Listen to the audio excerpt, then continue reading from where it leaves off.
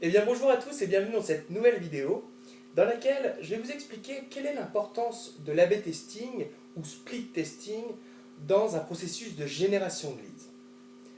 Lorsqu'on génère du leads, on maîtrise principalement deux choses. On maîtrise la façon dont on génère du trafic, du naturel, réseaux sociaux, toute autre technique, ou la génération de trafic rapide avec Google AdWords par exemple.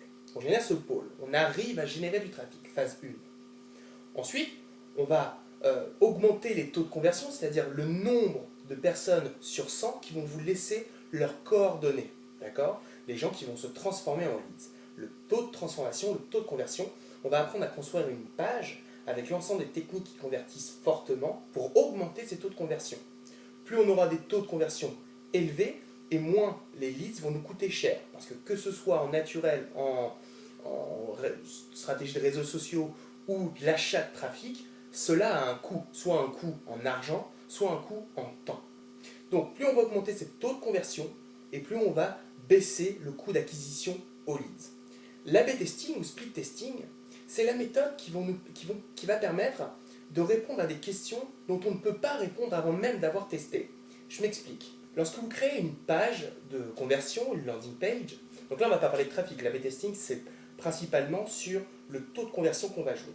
Lorsque vous avez créé une landing page et vous avez mis un titre, est-ce que ce titre est vraiment celui qui va le plus convertir?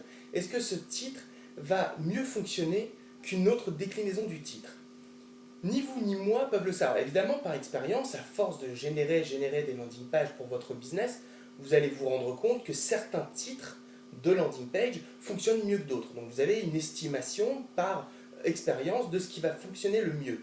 Mais sans tester, vous ne pouvez pas le savoir de façon sûre. L'A/B testing est fait pour ça.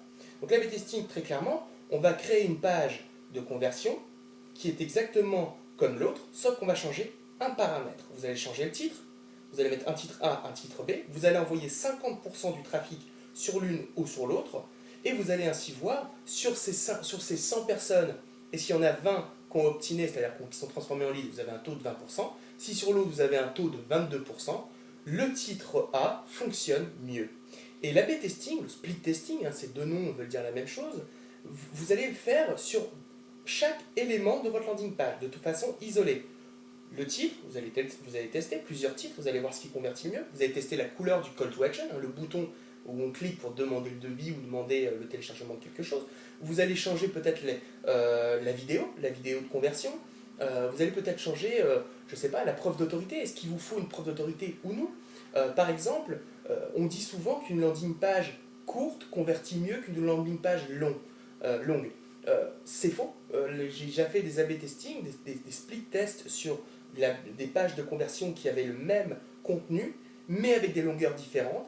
Et les pages les plus longues convertissaient mieux que les pages les plus courtes. Donc par expérience, effectivement, j'aurais dit la page la plus courte convertit mieux, mais avec l'A/B testing, on sait exactement comment on convertit, quelle page convertit mieux, quelle version convertit mieux. Voilà l'importance de l'A/B testing ou du split testing dans la génération de leads. L'enjeu est de faire monter vos taux de conversion en essayant d'améliorer chaque point pour faire baisser le coût aux leads.